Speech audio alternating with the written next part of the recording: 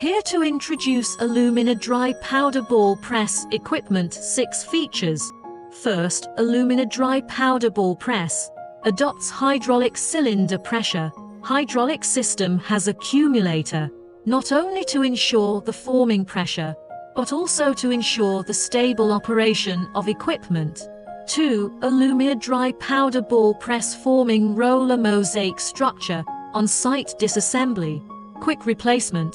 Alumina Dry Powder Ball Press Roller Improvement, save cost and save time and labor. 3. The feeding port is equipped with an adjusting plate to ensure the material forming. The compression ratio is controlled within a certain range. The pressure is strong and the pellet rate is high.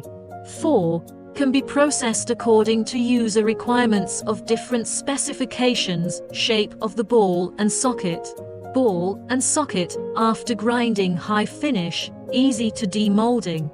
5. The feeding port adopts mechanical pulling device and polymer wear resistant blocking liner, uniform feeding, to solve the problem of material accumulation in the feeding port.